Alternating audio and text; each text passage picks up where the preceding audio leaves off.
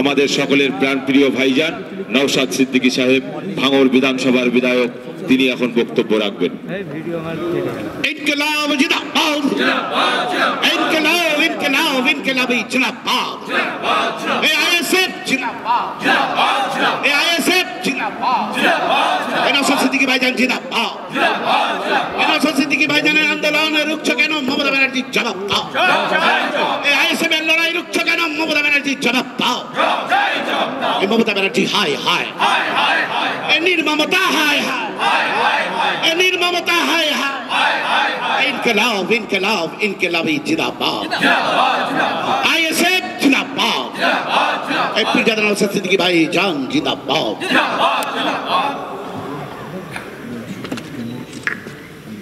Hello, বসো না, বসো বসো বসো। ধন্যবাদ জানাই আজকের এখানে যারা উপস্থিত হয়েছেন। ইন্ডিয়ান সেকুলার ফ্রন্টের চতুর্থ বার্ষিক উদযাপন কালে যারা উপস্থিত হয়েছেন এবং যারা দীর্ঘ 2 মাস ধরে অক্লান্ত পরিশ্রম করে গ্রামে গঞ্জ থেকে শুরু করে শহরতলিতে আইএসএফের প্রতিষ্ঠা দিবস উদযাপনের জন্য মানুষকে উৎসাহিত করে কলকাতায় নিয়ে আসার চেষ্টা করেছিলেন, কিন্তু আইন বিচার ব্যবস্থার অর্ডারকে মান্যতা দিয়ে আসতে পারেননি। সেই গ্রামে গঞ্জে বা শহরতলি থেকেই যারা আমাদের এই প্রোগ্রামকে দেখছেন তাদেরকে অসংখ্য ধন্যবাদ। ধন্যবাদ জানাবো মিডিয়ার বন্ধুদের, যাদের প্রচেষ্টায় আজকের শুধু নয় বিগত দিনের আইএসএফের কর্মকাণ্ড কার্যকলাপ সারা রাজ্যে ছড়িয়ে দিতে বা ছড়িয়ে পড়তে সক্ষম হয়েছে, সেই মিডিয়া বন্ধুদেরকে ধন্যবাদ জানাই। ধন্যবাদ জানাই প্রশাসনের বন্ধুদেরকেও, তাদের সাথে তো আমাদের কোনো বিরোধ নাই। কিছু আইপিএস আছে সেগুলো আমরা জানি, যারা আমি বিগত দিনে বলেছিলাম জীবের কথা, নতুন করে বলছি না, সময় স্বল্প, অন্য বিষয়ে আসবো। পুলিশ বন্ধুদের সহযোগিতা নিয়েও আমাদের সারা রাজ্যে প্রতিষ্ঠাতা দিবস উদযাপিত হচ্ছে। আমাদের কর্মী সমর্থকরা সুশৃঙ্খল হয়ে সেখানে উদযাপন করছে। আজকের দিনে আমি স্মরণ করতে চাই সেই সমস্ত ব্যক্তিদের, তৃণমূলের অত্যাচারের শিকারে যারা মারা গিয়েছেন বা তাদেরও অঙ্গহানি হয়েছে, বা আইএসএফের এই লড়াইকে এগিয়ে নিয়ে যেতে যারা আপ্রাণ চেষ্টা করেছিল, বিভিন্ন কারণে যারা আমাদের থেকে বিদায় নিয়েছেন, সেই সমস্ত ব্যক্তিবর্গকেও আমরা স্মরণ করছি।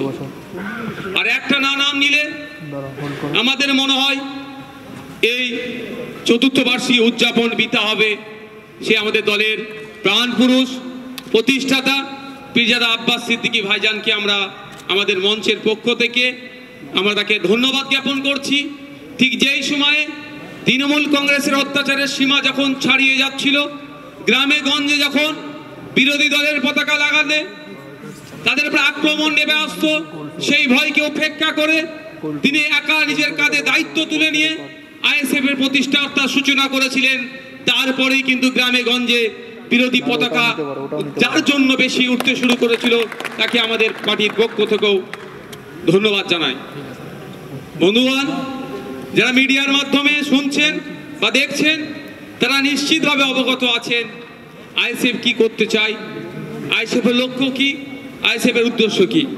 তবে আমি বলি আজকের দিনে মিডিয়া বন্ধুর মাধ্যমে গ্রামে গঞ্জের থেকে শুরু করে শহরের মানুষের কাছে এটাই পৌঁছে দিতে চাই, আইএসএফ বিকল্প রাজনীতির সন্ধানে আছে। আমি উদাহরণের জন্য একটা বলতে পারি, মাননীয় মমতা ব্যানার্জির স্বপ্নের রং নীল সাদা রং করে দিচ্ছেন। ওনার স্বপ্নের রং হসপিটালগুলো, স্বাস্থ্য কেন্দ্রের সামনে নীল সাদা রং করে দিচ্ছেন, কিন্তু স্বাস্থ্য ব্যবস্থার মান তলানিতে চলে যাচ্ছে। তাই আমরা বলি এখানে যে শুধুমাত্র নীল সাদা রং করলে স্বাস্থ্য ব্যবস্থার উন্নয়ন হয় না, আরো অবনতি ঘটছে। মুখ্যমন্ত্রী নিজে উষ্মা প্রকাশ করেছেন তার স্বাস্থ্যেও নাকি চিকিৎসাতেও গোলমেল হয়েছে।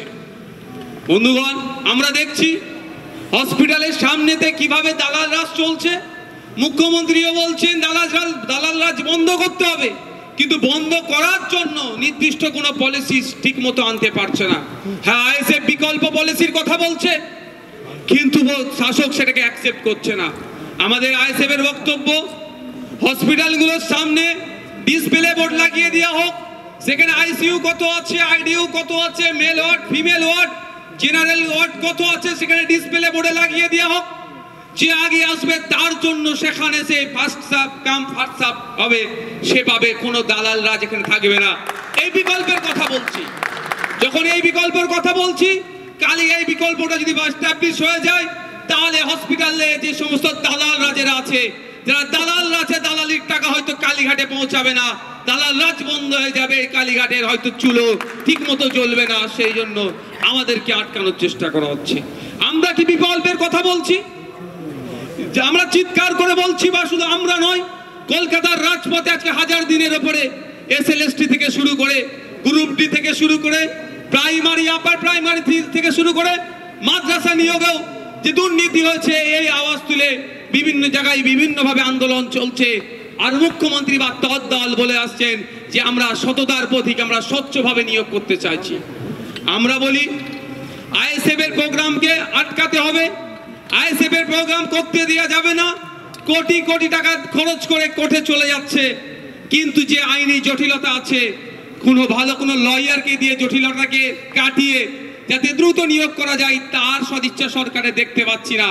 উপরন্ত কি দেখছি, কিছু চোর, কিছু চাকরি চোর, কিছু মেধা চোর, যারা তাদেরকে বাঁচাবার জন্য জনগণের ট্যাক্সের কোটি কোটি টাকা দিয়ে তাদেরকে সেফ রাখার জন্য প্রচেষ্টা চালাচ্ছে।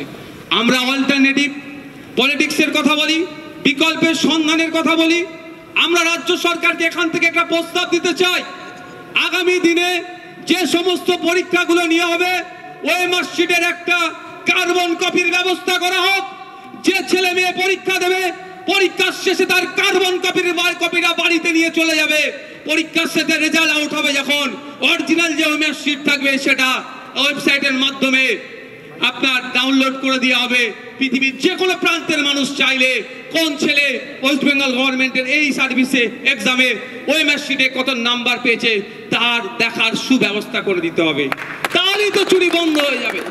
শুধু তাই নয়, আমরা সরকারের কাছে প্রস্তাব রাখতে চাই, সততার প্রতীক যাকে বলে, যার অনুপ্রেরণা ছাড়া সিংহে শাবকের জন্ম হয় না, তার কাছে আমরা প্রস্তাব রাখতে চাই, ভাইবা টেবিলে সমস্ত ভিডিওগ্রাফি হোক।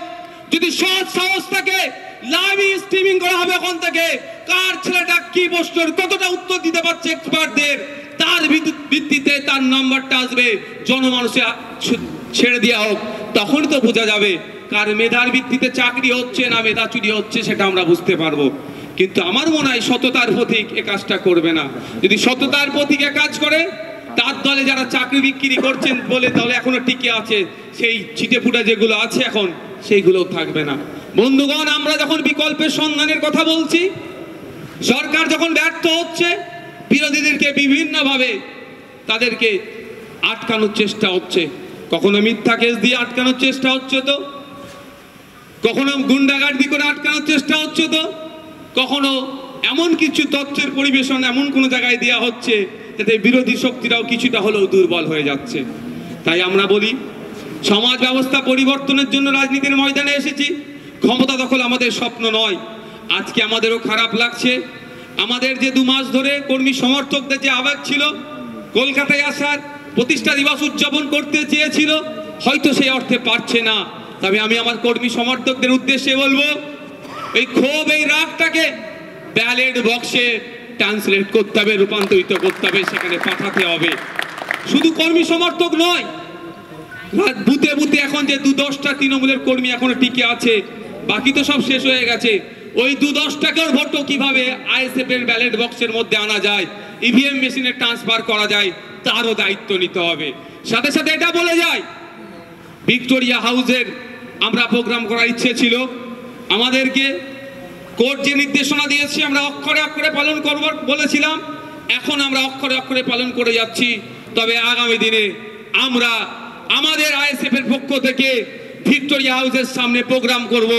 আজকে যে কর্মী সমর্থকরা আসতে পারলেন না, তাদেরকে সাথে নিয়ে করব। কোনো হাওতাশার জায়গা নয়, রাজনীতির ময়দানে এসেছি আমরা। রাজনীতি একদিনের খেলা নয়, এটা সুদূর প্রসারী। আর সমাজ ব্যবস্থা পরিবর্তন করার জন্য আমরা রাজনীতির ময়দানে এসেছি। সুতরাং নানা চড়াই উতরাই থাকতেই পারে, প্রয়োজনে আমরা পিঠ পেতে দেবো বলে আমরা অঙ্গীকারবদ্ধ হয়েছি। যেমন একটা আজকের দিনটা আমাদের কাছে কিছুটা হলেও একটু বেদনাদায়ক লাগছে, অবশ্যই আগামী যেটা আসছে সেটা আমাদের কাছে অনেকটাই আরামদায়ক হবে, এটা আমরা দায়িত্ব নিয়ে বলতে পারি। শুধু আমাদের লক্ষ্য যেটা, সে জায়গায় আমাদেরকে স্থির থাকতে হবে। আমাদের লক্ষ্যভ্রষ্ট হলে চলবে না, কারণ অনেক অপশক্তি আমাদের মধ্যে ঢুকে আমাদেরকে লক্ষ্যভ্রষ্ট করার চেষ্টা করবে। তাদের ফাঁদে আমরা পা দেব না। দূরে যারা বন্ধুগণ শুনছেন, তাদের উদ্দেশ্যে আমার একটাই বক্তব্য, পঞ্চায়েত নির্বাচনে যেভাবে গণতন্ত্রকে হত্যা করেছে তার জবাব দেওয়ার সময় আমি বলেছিলাম 2024 ইভিএম মেশিনের মাধ্যমে। সাথে সাথে শুধু এটুকু অ্যাড করে নেন, আমাদের প্রতিষ্ঠা বার্ষিকীর যে জায়গা ইচ্ছে ছিল সুকৌশলে সে জায়গা থেকে আমাদেরকে যারা ডিভিশন বেঞ্চে গিয়ে আমাদেরকে বা কোটি কোটি টাকা খরচ করে আমাদের বিরুদ্ধে এজি স্যারের মতো বড় পোস্টকে দাঁড় করিয়ে করেছেন, তাদের বিরুদ্ধে আমরা জবাবটাও ব্যালট বক্সের মাধ্যমেই দেবো, অর্থাৎ ইভিএম এর মাধ্যমেই দেবো, গণতান্ত্রিক প্রক্রিয়াটি আমরা দেব। আমরা বিকল্পের কথা বলি, আমরা কিছু প্রস্তাব রাখি সরকারের কাছে, সরকারকে সেই প্রস্তাবটা গ্রহণ করে জনগণের জন্য বেটার সার্ভিস যাতে প্রোভাইড করে তার কথা বলি। এতেই সরকারের চোখ ঘুষল হয়ে যাচ্ছে।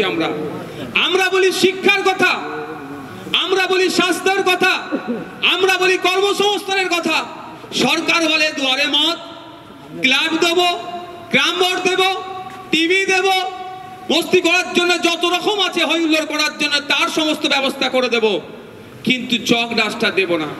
ভাবতে অবাক লাগছে, 8,500 মতো শিক্ষা প্রতিষ্ঠান বন্ধ হতে চলেছে। এর বিরোধিতা যখন করি তখনই সরকার আমাদেরকে দমিয়ে দেওয়ার চেষ্টা করে। আজকে আমরা ভুলে যাচ্ছি না, প্রেসিডেন্সি ইউনিভার্সিটিকে বিশ্বমানের ইউনিভার্সিটি করার কথা বলেছিল এই মাননীয়া, একটা মেন্টর গ্রুপ তৈরি করেছিল। আজকে সেই মেন্টর গ্রুপের ভূমিকা কি আজকের এই প্রতিষ্ঠা দিবস থেকে আমরাও জানতে চাইছি। আশা করছি মাননীয়ের জবাব দেবে। বিশ্বমানের তো দূরের কথা, NIRF যে র্যাঙ্ক হয়, NIRF র্যাঙ্কেও ন্যাশনাল লেভেলে ইউনিভার্সিটিদের যে, সেখানেও কিন্তু পিছনের দিকে প্রেসিডেন্সি ইউনিভার্সিটিকে আমরা দেখছি। শুধুমাত্র ভাষণবাজি করে, মানুষের আবেগকে নিয়ে, মানুষের সেন্টিমেন্টকে নিয়ে এরা টিকে থাকতে চাইছে। যখনই আমরা টু দ্য পয়েন্ট কথা বলছি তখনই আমাদেরকে দমিয়ে দেওয়ার চেষ্টা করছে। আলিয়া ইউনিভার্সিটির কথা আমরা ভুলে যাচ্ছি না, সংখ্যালঘু সমাজের একটা স্বপ্নের প্রতিষ্ঠান। মাননীয় ক্ষমতায় আসার আগে সংখ্যালঘুদের সাচার কমিটিকে সামনে রেখে অনেক বড় বড় স্বপ্ন দেখিয়েছিলেন, একটাও তো বাস্তবায়ন হয়নি। আলিয়া বিশ্ববিদ্যালয়ে আজকে ক্ষমতায় আসার পরে তারও 12 বছর অতিবাহিত হতে যাচ্ছে, এই সরকারের প্রায় 11 বছর অতিবাহিত হতে যাচ্ছে, কিন্তু এখনো পর্যন্ত ন্যাকের টিম ভিজিট করাতে পারলো না। আমরা যারা শুভবুদ্ধি সম্পন্ন মানুষ, শিক্ষানুরাগী মানুষ, আমরা ভালো করেই জানি একটা ইউনিভার্সিটির ন্যাকের টিম ভিজিট না করলে সেই ইউনিভার্সিটির সার্টিফিকেটের দাম কি থাকছে। এ কথাগুলি যখন আমরা বলছি তখনই ISF কে কিভাবে আটকানো যায় তার সমস্ত রকম অপচেষ্টা চালাচ্ছে। ISF কে আটকানোর জন্য যে তৎপরতা মমতা ব্যানার্জি করছেন, তার ভাইপোর নেতৃত্বে হচ্ছে, সেই তৎপরতার সাথে যদি বাংলায় 100 দিনের কাজের যারা করেছেন তাদের টাকার যদি ব্যবস্থা করতো, আনার ব্যবস্থা করতো, তাহলে আমি এই মঞ্চ থেকে তাকে ধন্যবাদ জানাতাম। আমরা ভুলে যাচ্ছি না, সংবিধানের 131 নম্বর ধারায় উল্লেখ আছে, রাজ্য এবং ইউনিয়নের সাথে, স্টেট এবং ইউনিয়নের সাথে কোনো বিষয় যদি মতান্তর দেখা যায় 131 নম্বর ধারা অনুযায়ী সুপ্রিম কোর্টে যেতে পারে। কিন্তু আমরা কি দেখছি, শুধু নাটক হচ্ছে। রাজ্যপাল ভবনের সামনে 144 ধারাকে উপেক্ষা করে সেখানে মিছিল, সেখানে মিটিং, সেখানে অবস্থান করে, সেখানে মাইক লাগিয়ে প্রতিবাদ করতে পারছে, কিন্তু সংবিধানের 131 নম্বর ধারাকে সামনে রেখে কেসে যেতে পারছে না, আইনের দ্বারস্থ হচ্ছে না। আবার উপরন্তু কি দেখছি, একটা রাজনৈতিক দলের মিটিং মিছিলকে আটকানোর জন্য এজি স্যারের মতো গুরুত্বপূর্ণ পোস্টকে তাদেরকে কাজে লাগানো হচ্ছে। আসলে গুড়াই তো গলত। 100 দিনের কাজের টাকা কিভাবে আইনের মাধ্যমে চাইতে যাবে? আর প্রায় 14.5 লক্ষ ফেক জব কার্ড এরা বানিয়েছে। কাদের নেতৃত্ব হয়েছে? তৃণমূলের নেতৃত্বে হয়েছে। তখন যাদের নেতৃত্বে বানিয়েছে তাদেরকে হয়তো তিহার জেলে রাখতে পারে, সেই জন্য এরা জনমানুষে শুধু নাটক ছাড়া আর কিছু করছে না। তাই বন্ধুগণ, জবাব আমাদেরকে যোগ্য জবাব সময়ে দিতে হবে এবং গণতান্ত্রিক প্রক্রিয়াতে দিতে হবে। কারণ আমাদের দলে ওই তুই বোম বাঁধিস, যে অধ্যাপিকাকে জগ ছুঁড়ে মারে তাদের প্রশ্রয় নয়। আমাদের দল ছোট হতে পারে, আমাদের দলের কর্মী সমর্থকদের প্রতি এই ভরসা আমাদের আস্থা আছে যে আমরা গণতন্ত্রকে মান্যতা দিই, গণতান্ত্রিক প্রক্রিয়াতে এর যোগ্য জবাব আগামী দিনে দেব আমরা। আজকে বড় বড় কথা বলছেন মাননীয়, তিনি ভালো করে জানেন কোন সময় পর্যন্ত গিয়ে চা বাগানে চা পাতা তুলতে হয়, তারপরে গেলে একটা নির্দিষ্ট টাইমের পরে গেলে চা পাতা তুললে সেখানে আইনত অপরাধ হয়ে যাবে বা রীতির বাইরে হয়ে যাবে। দুটো পাতা একটা কুড়ি তুলতে হয়, তিনি এটা ভালো করে জানেন। কিন্তু ওই চা বাগানের শ্রমিকদের এখনো পর্যন্ত মিনিমাম ওয়েজেস নিয়ে 2015-16 থেকে 2024 হচ্ছে, প্রায় 22 থেকে 23 বার মিটিং হয়ে যাওয়ার পরেও অপদার্থ মমতা ব্যানার্জির নেতৃত্বের সরকার এখনো চা শ্রমিকদের মিনিমাম ওয়েজেসটা ঠিক করতে পারলো না। কি সরকার চলছে? এটা সার্কাস চলছে। আমি মাননীয় লেবার ডিপার্টমেন্টের মিনিস্টারকে প্রশ্ন করেছিলাম, আমাদের রাজ্য থেকে ভিন্ন রাজ্যে কাজে গিয়েছে এই ধরনের শ্রমিকের সংখ্যা কত? মাননীয় মন্ত্রী বলেছিলেন আমার এখন জানা নাই, আমাকে লিখিত উত্তর দেবে। কিন্তু দুঃখের বিষয়, বছর পার হয়ে যাচ্ছে, নতুন বছরে পদার্পণ করলাম, এখনো পর্যন্ত কোনো লিখিত উত্তর পেলাম না। আমার তো মনে হয় এই ডেটাটুকু পর্যন্ত মমতা ব্যানার্জির শাসন আমলে অপদার্থ মন্ত্রীর কাছে হয়তো নাই, এরা দপ্তর চালাচ্ছে। এই প্রশ্নগুলো যখন করি, যখন উত্তর দিতে পারে না, তখন বিধানসভার মধ্যে মুখ চাওয়াচাই করে আইএসএফ তথা সংযুক্ত মোর্চার একটা বিধায়ক যখন কৃষিমন্ত্রীকে প্রশ্ন করে, আপনারা তো বলছেন কৃষকের 3 গুণ আয় বেড়েছে, কিন্তু আজকের ডেটে পশ্চিম বাংলার একটা কৃষক পরিবার পিছু মাসিক গড় আয় কত, সে উত্তর দিতে পারছেন না, একে অপরের মুখ চাওয়াচাই করছে। বাইরে বেরিয়ে আইএসএফ এর মুখ কিভাবে বন্ধ করা যায় তার জন্য যত অপচেষ্টা আছে চালিয়ে যাচ্ছে। প্রশ্ন করি আমরা বিধানসভার মধ্যে, আমরা কোনো সেলফি তুলতে যাইনি, কারো ছবি দেখে বিধানসভার মধ্যে যায়নি, কারো অনুপ্রেরণা নিয়ে বিধানসভার মধ্যে যায়নি। ভাঙড়ের মানুষের ভোট পেয়ে তাদের দোয়া আশীর্বাদ নিয়ে বিধানসভার মধ্যে গিয়েছি। আজকে আমাদের রাজ্যে বিধানসভা দেওয়া তথ্য, কৃষিমন্ত্রীর দেওয়া তথ্য, 70% মানুষ কৃষি কাজের সাথে যুক্ত। আর প্রায় 1 কোটির উপরে 1 লক্ষ হেক্টর বিঘের কৃষি জমি আছে বলছেন, ঘোষণা করছেন। গতকাল কয়েকদিন আগে বিধানসভা এভিডেন্স ছিল, এক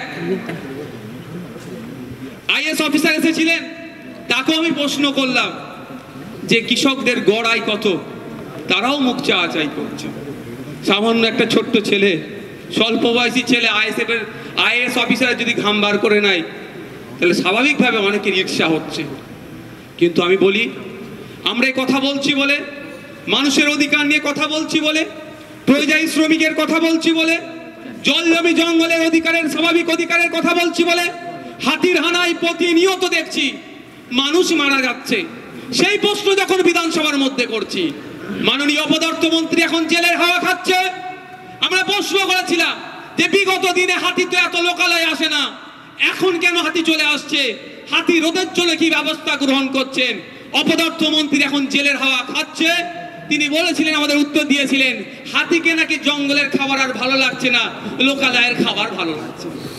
ভাবতে পেরেছেন? কিন্তু একবারের জন্য বললো না, তার দলের দামাল ভাই ভাইপোদের অত্যাচারে জঙ্গল কেটে সাফ করে দিচ্ছে, সেখানে রিসর্ট বানাচ্ছে, আমোদ প্রমোদের জায়গা করছে, ফলে হাতির খাবার কমে যাওয়ার ফলে লোকালয় আসছে আর গ্রামের সাধারণ মানুষ ক্ষতিগ্রস্ত হচ্ছে, মারা যাচ্ছে। কথা একবারের জন্য বললেন না। মাননীয়া যখন যেটা ইচ্ছে হয়, ঘুম থেকে যেটা ইচ্ছে হয় বলে দেয়, কিন্তু কতটা সায়েন্টিফিক তিনি হয়তো জানেন না, তার পাশে যারা থাকে জানি না তাকে কিভাবে গাইড করে। যদি আমাদের এখানে লক্ষ্মীদাকে সাথে নিত, অন্তত কিছু ভালো গাইড করতেন, যে জল জমি জঙ্গলের অধিকারটা বুঝিয়ে দিতেন, সেটাও তো নেবে না। কিভাবে নেবে? দলে জয়েন করো, বুদ্ধি নেওয়ার জন্য নেবে না। তিনি বললেন হাতির হানায় মারা গেলে পরিবার পিছু চাকরি পাবে। আমি প্রশ্ন করেছিলাম, নির্দিষ্ট সময় দিয়ে একটা প্রশ্ন করেছিলাম, এই সময়ের মধ্যে কতজন মারা গিয়েছে বিধানসভার মধ্যে? আর কতজন সরকারি চাকরি পেয়েছে। কিন্তু দুঃখের বিষয়, মাননীয় ঘোষণা করে দিয়েছেন, কিন্তু চাকরির সংখ্যা, যে সংখ্যায় মারা গিয়েছে সেই সংখ্যা এখনো চাকরি দেয়নি। যখনই বলা হচ্ছে কবে হবে, একটা সুন্দর এরা বাক্য এদের মুখস্থ করে রেখে দিয়েছে যে প্রসেসে আছে, হয়ে যাবে। এটা 2011 সালের পর থেকে এই প্রসেসে আছে, হয়ে যাবে। বিভিন্ন বিষয়গুলো দেখছি আজও হয়ে যাচ্ছে। তাই বন্ধুগণ, আমরা মানুষের অধিকার নিয়ে কথা বলি। এই মানুষের অধিকার নিয়ে কথা বলার জন্যই আমাদের প্রতি এত অত্যাচার নেমে আসছে। বিজেপি সারা রাজ্যে সভা সমাবেশ করছে, সেই অর্থে তাদের বিরোধিতা করতে দেখতে পাচ্ছি না। সিপিএম করছে, কংগ্রেস করছে, বিভিন্ন রাজনৈতিক দল করছে, আজকে এসইউসিআই করছে, তাই সেই অর্থে কারো বিরোধিতা দেখতে পাচ্ছি না। আর আইএসএফ করলেই যত বিরোধিতা হচ্ছে। তবে একটা জিনিস মাননীয় নিজে এস্টাবলিশ করে দিচ্ছে, এই রাজ্যে মাননীয়ার যে অপকর্ম, যে তার দলের চুরি দুর্নীতির বিরুদ্ধে সব থেকে বেশি সোচ্চার হচ্ছে যে রাজনৈতিক দল, বিধানসভার মধ্যে বিধানসভার বাইরে, সেটাই হচ্ছে আইএসএফ। আর এসইউসিআই, আমার কাছে ডেটা আছে, কলকাতা পুলিশের ম্যারাথন হওয়ার কথা বলেছিল, যে রুটের কথা বলেছে সেখানে আরআর অ্যাভিনিউয়ের কথা বলা আছে। আবার আমাদেরকে যে রিভিউজ বা ডিনাই লেটার দিয়েছে সেখানে উল্লেখ করছে আরআর অ্যাভিনিউতে এসইউসিআই প্রোগ্রাম করছে। আমরা তো আরআর অ্যাভিনিউ থেকে অনেকটা দূরে ছিলাম, এর থেকে প্রমাণিত হয়ে যাচ্ছে। বাংলার মানুষকে বলবো, আইএসএফ এর কর্মকাণ্ডকে দেখুন। ওই কাগে কান নিয়ে চলে গেছে বলে কাগের দিকে তাকাবার প্রয়োজন নয়। আপনার কানটা দেখুন, এরা সুকৌশলে পাড়াতে পাড়াতে বুতে বুতে আইএসএফ এর নামে মিথ্যাচার করছে। যেমন আপনারা সেটা সত্যটা যাচাই করার চেষ্টা করুন। যখন আনিসের বাড়ি ছুটে যাচ্ছি, ওয়াকাফ প্রপার্টি নিয়ে কথা বলছি, মাদ্রাসায় শূন্য পদের সংখ্যা 10,000-এর বেশি হয়ে যাচ্ছে কেন, এই আওয়াজ যখন তুলছি, ওবিসি সংরক্ষণের কথা যখন বলছি, দেবত্ব সম্পত্তি উদ্ধারের কথা যখন বলছি, রিফিউজি ল্যান্ডের উদ্ধারের কথা যখন বলছি, ফেক এসটি/এসসি সার্টিফিকেট কেন ইস্যু করা হচ্ছে, এর বিরোধিতা যখনই আমরা করছি, এক কথায় মানুষের আর্থসামাজিক মান উন্নয়নের কথা যখন বলছি, তখন আইএসএফ হয়ে যাচ্ছে মুসলমানের দল, তখন আইএসএফ হয়ে যাচ্ছে বিজেপির দালাল, তখন আইএসএফ ভোট কাটতে এসেছে বলে আইএসএফ কে দেখে দেওয়ার চেষ্টা করছে। বন্ধুগণ, মানুষের অধিকার নিয়ে কথা বলছি। 2021 সালের আগে ঠিক একই ভাবে বলা হচ্ছিল এই 21-এর নির্বাচনে বিজেপি এসে যাবে। এখন তৃণমূলকে সবাই সুযোগ দাও, নো ভোট তো বিজেপি বলেছিল। কিন্তু দিনের শেষে কি দেখলাম, আমরা আমাদের জনপ্রতিনিধি ঢুকাতে পারলাম না, মধ্যখানে বিজেপি আর তৃণমূল একজন সংখ্যাগরিষ্ঠতা নিল, একজন সেকেন্ড অপোজিশনের জায়গাটা দখল করে নিল। আমরা যদি ওদের কথা শুনে যদি নির্বাচন প্রক্রিয়ার অংশগ্রহণ থেকে বিরত থাকতাম, বিধানসভার মধ্যে ঢুকে এসটি/এসসি থেকে শুরু করে সংখ্যালঘু, দলিত, আদিবাসী সহ উচ্চ বর্ণের এক কথায় মানুষের অধিকারের কথা বলছি, হয়তো সেটাও সে বলার জায়গা থাকতো না। তাই 2024 আসছে, আবার এরা ইস্যু তৈরি করবে, ইলেকশন আসবে, ইস্যু আসবে, কিন্তু আপনাকে আমাকে, আপনার আমার জনপ্রতিনিধি লোকসভার মধ্যে পাঠাতে হবে। কৃষি বিল যখন পাস হয়েছিল, অপদার্থক যাদেরকে ভোট দিয়ে আমরা পাঠিয়েছিলাম, তাদের কি ভূমিকা ছিল, তালাক বিলের বিরুদ্ধে তাদের কি ভূমিকা ছিল, বিভিন্ন বিলগুলোর বিরুদ্ধে তাদের কি ভূমিকা ছিল, সেটা আমরা দেখে নিয়েছি। সুতরাং আগামী দিনে যে সমস্ত জনবিরোধী বিল যদি কেউ আনতে চায়, তাদের বিরোধিতা করার, যদি যে স্ট্রংকে বিরোধিতা করে, তাহলে সেটা প্রথম সারিতে আইএসএফ থাকবে এবং অবিজেপি, অতৃণমূল যারা আছে তাদের হাতকে আগামী দিনে শক্ত করবেন। এই পশ্চিম বাংলা থেকে জনগণের জনপ্রতিনিধি তৈরি করে পার্লামেন্টের মধ্যে পাঠান, যে সমস্ত জনবিরোধী বিলগুলো আসবে তার বিরুদ্ধে যেন স্ট্রং প্রতিবাদ করতে পারে, সেই আশা আপনাদের কাছে রাখবো। না হলে ভোট আসবে, সিএ এর কথা হবে, ভয় দেখানো হবে, দেশ থেকে তাড়িয়ে দেওয়ার কথা হবে, ভোট মিটে যাবে, সব ভুলে যাবে। কিন্তু যাদেরকে আমরা ভোট দিয়ে পাঠাচ্ছি, যখন কৃষি বিল বিধানসভায় পাশ হয়, সেই সময় কি ভূমিকা ছিল পশ্চিমবাংলা থেকে যে সমস্ত তৃণমূলের বিধায়করা গিয়েছিল? এগ্রিকালচার স্ট্যান্ডিং কমিটির দায়িত্বে আছে পশ্চিমবাংলার এক এমপি, সে কি রিপোর্ট পেশ করেছিল পার্লামেন্টের মধ্যে, প্রয়োজনে খুললে পাওয়া যাবে, দেখতে পাবেন বকলমে বিজেপি কি সহযোগিতা করেছে। তাই অনুরোধ করব যে আপনারা সজাগ, সতর্ক হন, মানুষের অধিকার নিয়ে যারা কথা বলছে তাদের পাশে থাকুন। আমরা নির্দিষ্ট কিছু বিষয় আজকে এখান থেকে দাবি রাখতে চাই। আমি শেষে যদি সময় পাই বলবো, নাহলে মিডিয়ার মাধ্যমে রাজ্যের মুখ্যমন্ত্রীর কাছে অর্থ দপ্তর নিয়ে একটা প্রস্তাব রাখবো। সত্যিকারের অর্থে যদি বাংলার অর্থনৈতিক চাকা পরিবর্তন করতে চাই, অর্থনৈতিক দুরবস্থা যদি কাটাতে চাই, আমি আইএসএফ এর পক্ষ থেকে একটা প্রস্তাব রাখবো, সেটা মেনে নেবেন। সময় স্বল্প, কোর্ট নির্ধারিত সময় আমরা মান্যতা দিয়ে চলবো। আজকে ভাবতে অবাক লাগছে, আশাকর্মী এবং অঙ্গনারী যারা কর্মী আছেন, গ্রামীণ স্বাস্থ্য ব্যবস্থার ব্যাকবোন বলে তারা মনে করি যাদেরকে, তাদের সাম্মানিক ভাতা কত? আমরা এই জায়গা থেকে দাঁড়িয়ে অ্যানাউন্স করতে চাই, বলতে চাই রাজ্য সরকারকে, তাদের 15,000 টাকার মাইনে বা সাম্মানিক ভাতার ব্যবস্থা করতে হবে, কারণ তারা গ্রামীণ স্বাস্থ্য ব্যবস্থার ব্যাকবোন হিসাবে কাজ করে। তাদেরকে খাটিয়ে নেওয়া হচ্ছে, তাদের মজুরির দাম দেওয়া হচ্ছে না। ঠিক একইভাবে সিভিক ভলেন্টিয়ার বাঁচাও পার্শ্ব শিক্ষকদের কথাও বলি আমরা, সমকাজে সমবেতন দিতে হবে। আজকে একটা সিভিক ভলেন্টিয়ার দিন রাত এক করে ঝড় বৃষ্টিকে মাথায় নিয়ে সে সিগন্যালিং সিস্টেম থেকে, ট্রাফিক সিস্টেম থেকে শুরু করে বিভিন্ন কাজে নিয়োজিত করা হচ্ছে। কোর্টের গাইডলাইনের বাইরে গিয়েও তাদেরকে কাজে করানো হচ্ছে, কিন্তু তাদের সাম্মানিক ভাতাটা বর্তমান সমাজের সাথে, বর্তমান সময়ের সাথে সামঞ্জস্য নয়। তাই আমরা দাবি করি, সিভিক ভলেন্টিয়ার থেকে শুরু করে, শিক্ষা বন্ধু, শিক্ষা মিত্র থেকে শুরু করে, পার্শ্ব শিক্ষক যারা আছেন, এসএসকে এমএসকে থেকে শুরু করে যে সমস্ত যারা আছেন, সমকাজে সমবেতনের দাবি আমরা এই মঞ্চ থেকে তুলি। আমরা দাবি তুলছি প্রশাসন বন্ধুদের জন্য। পুলিশ আমাদের বন্ধু, সমাজের বন্ধু। আজকে ভাবতে অবাক লাগছে, একটা পুলিশকে 16 ঘন্টা 18 ঘন্টা করে প্রায় ডিউটি করতে কেন হবে? এদিকে পুলিশের প্রায় 1.5 লক্ষ শূন্য পদ আছে। আমরা রাজ্য সরকারের কাছে আমরা অনুরোধ করছি, আমরা প্রস্তাব রাখছি, অবিলম্বে প্রায় যে 15 লক্ষ শূন্য পদ আছে পুলিশে, স্বচ্ছতার সাথে নিয়োগ করা হোক। এই 16 ঘন্টা 18 ঘন্টা ডিউটি নয়, তাদের নির্দিষ্ট টাইম পিরিয়ডে তাদেরকে ডিউটি করার ব্যবস্থা করে দেওয়া হোক। শ্রম কোডের বাইরে গিয়ে তাদেরকে যে ডিউটি করিয়ে নিয়ে যাচ্ছে, তার আমরা বিরোধিতা করছি। সাথে সাথে কেন্দ্রীয় সমাহারে ডিএর ব্যবস্থা করতে হবে। আমরা ভুলে যাচ্ছি না, 2011 সালের আগে মাইক নিয়ে অনেক বড় বড় ডায়লগ বাজি করেছিলেন আজকে যিনি মুখ্যমন্ত্রী। বলেছিলেন যারা যে সরকার কেন্দ্রীয় সমাহারে ডিএ দিতে পারে না, তার সরকারে থাকার অনুচিত, তার দায়িত্ব নয়। তাই আজকের দিনে দাঁড়িয়ে এই নেতাজি ইন্ডোর স্টেডিয়াম থেকে বলতে চাই, অবিলম্বে কেন্দ্রীয় সমাহারে সরকারি কর্মচারীদের ডিএর ব্যবস্থা করতে হবে। সাথে সাথে এটা অনুরোধ করব, যারা সংগ্রামী যৌথ মঞ্চের যারা এই ডিএ বাড়ানোর জন্য যারা আন্দোলন করছেন, সম্ভবত আর কয়েকটা দিন পরে তারা নাকি অনশনে বসছেন, তাদের কাছে অনুরোধ করব, অনশনটাই শেষ নয়।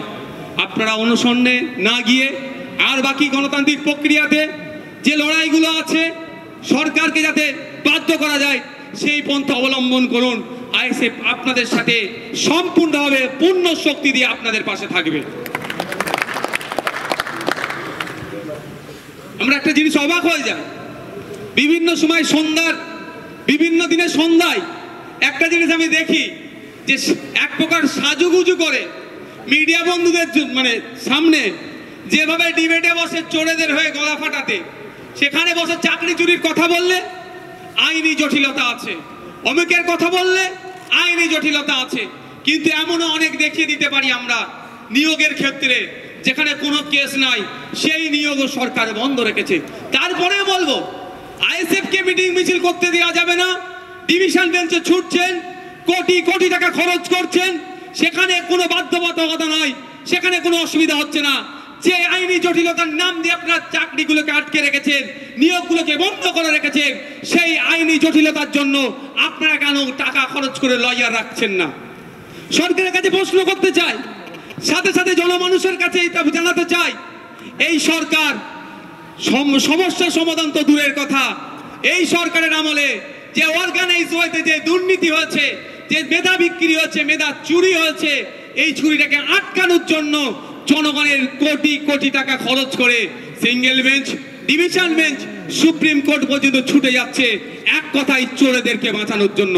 যে সরকার চোরেদেরকে বাঁচানোর জন্য, আমাদের মেধাকে যারা চুরি করেছে তাদেরকে বাঁচানোর জন্য আমাদের ট্যাক্সের টাকা দিয়ে আইনি লড়াই করছে, সেই সরকারের এই সরকারে থাকার যোগ্য নয়।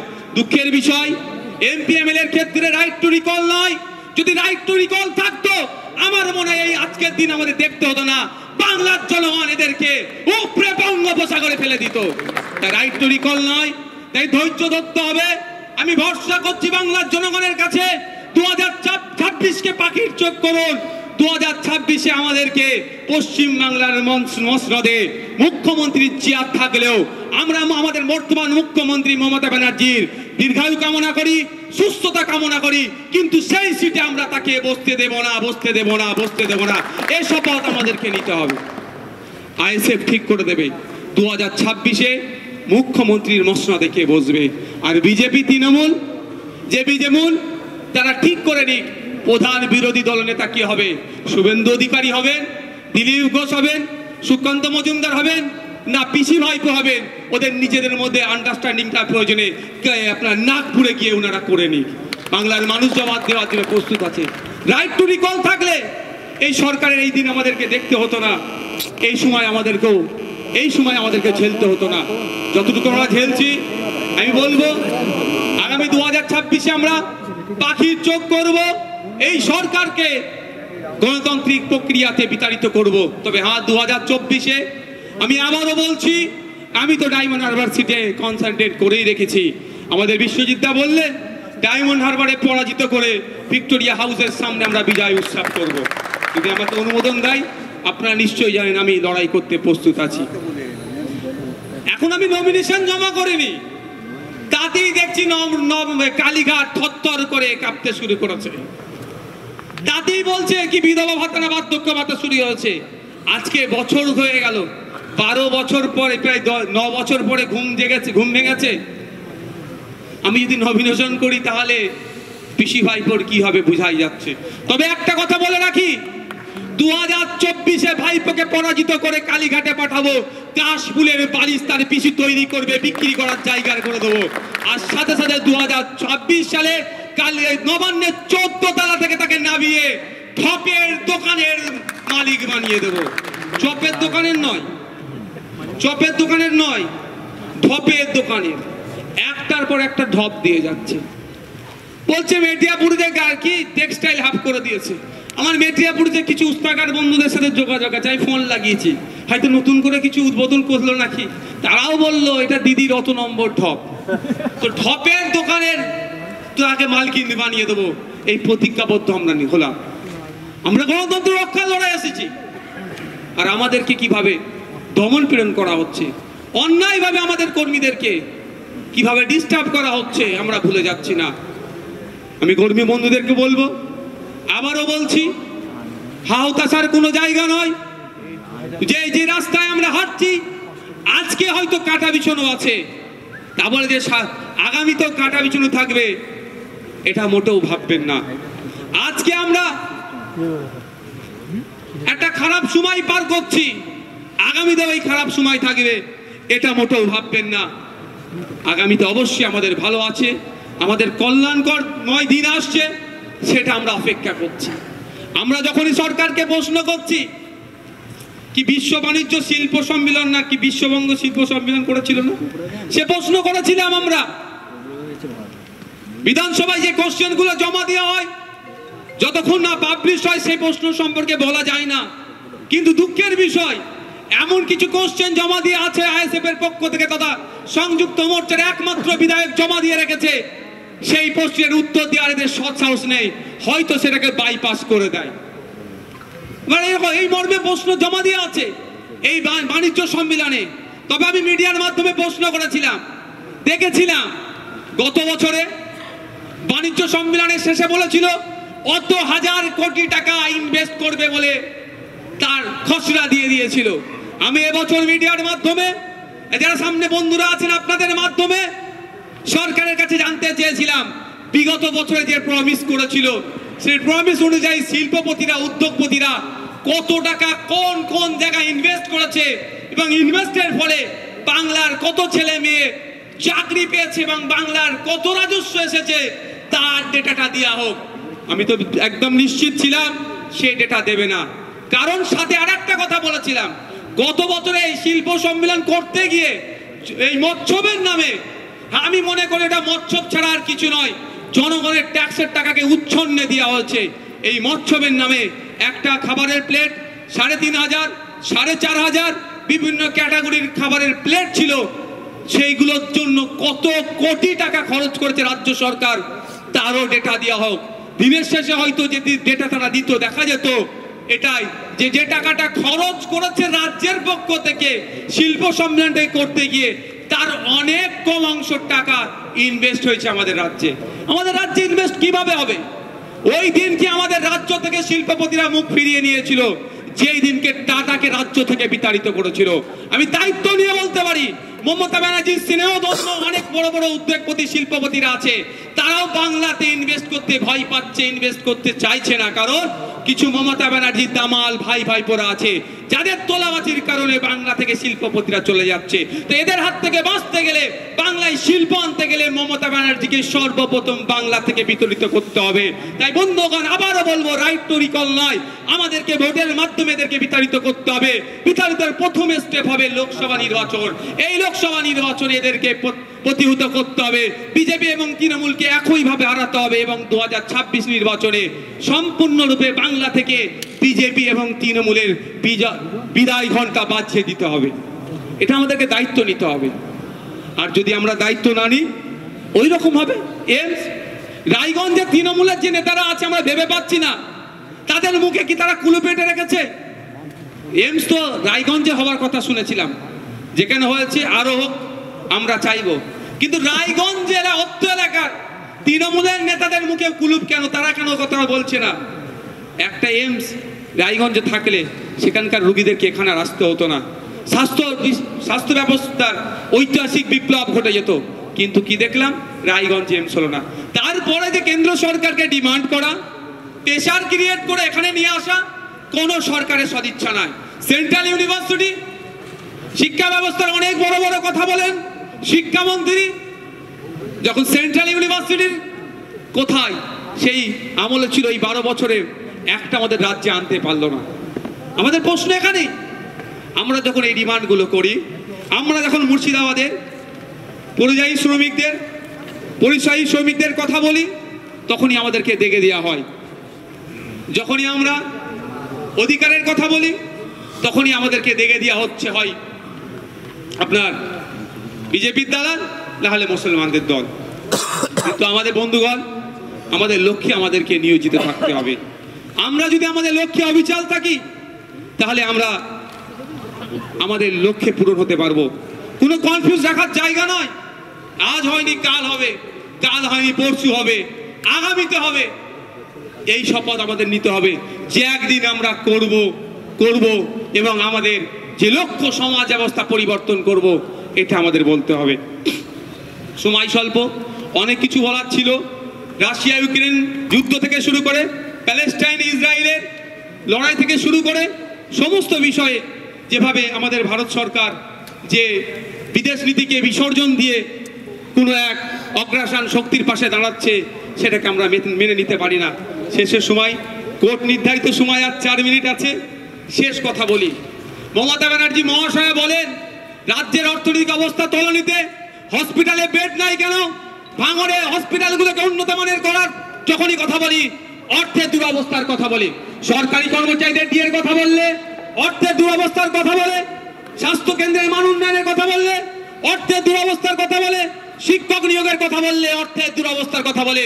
আমি আজকে নেতাজি ইন্ডোর স্টেডিয়াম থেকে মাননীয় মুখ্যমন্ত্রীকে বলছি, যদি আপনি রাজ্যের ভালো চান, নওশাদ সিদ্দিকীকে আগামী 6 মাসের জন্য অর্থ দপ্তরটা দিয়ে দিন। রাজ্যের অর্থনৈতিক অবস্থা আমি পরিবর্তন করে দেখিয়ে দেবো। নির্দ্বিধায় বলছি, যদি অর্থনৈতিক দুরবস্থা পরিবর্তন না করতে পারি, রাজনীতি করাই আমি ছেড়ে দেবো। যেদিন দায়িত্ব দেবেন, তার পরের দিন থেকেই সরকারি কর্মচারীদের কেন্দ্রীয় সমাহারের ডিএর ব্যবস্থা করে দেবো এবং যে কটা সমাজ কল্যাণমূলক প্রকল্প চলছে একটাও বন্ধ হবে না, সবটাই চালাবো। তাই বলছি, মমতা ব্যানার্জি যদি সদিচ্ছা থাকে, নওশাদ সিদ্দিকীর হাতে রাজ্যের অর্থ দপ্তরটা মাত্র 6 মাসের জন্য তুলে দিক, যে হয় কি হয় না দেখিয়ে দেবো। আমাদের রাজ্যের সম্পত্তি আছে, দেশের অনেক সম্পত্তি আছে, চুরি হয়ে যাচ্ছে। এই মমতা ব্যানার্জি তার ভাইপোদের নেতৃত্বে সম্পত্তিগুলো চুরি হয়ে যাচ্ছে। চুরি আটকালেই শিক্ষা কেন্দ্রের যেমন মান উন্নয়ন হবে, চক ডাস্টার যেমন পৌঁছে যাবে, হসপিটালে বেডও পৌঁছাবে, নতুন নতুন চাকরি হবে এবং সরকারি কর্মচারীদের কেন্দ্রীয় সমাহারে দিয়েও ব্যবস্থা করা যাবে।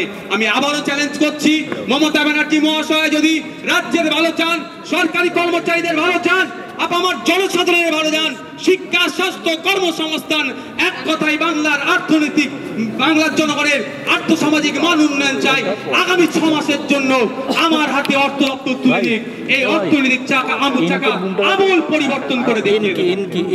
ধন্যবাদ, সকলে ভালো থাকবেন। কর্মী বন্ধুদেরকে বলবো, আপনারাই আমাদের আবেগ, আপনাদেরকে আমরা উপেক্ষা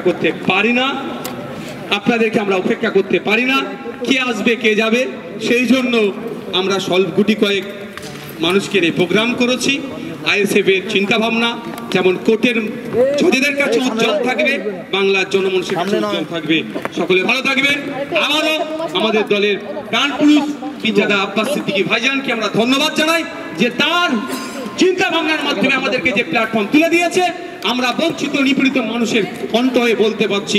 ধন্যবাদ, সকলে ভালো থাকবেন, সুস্থ থাকবেন।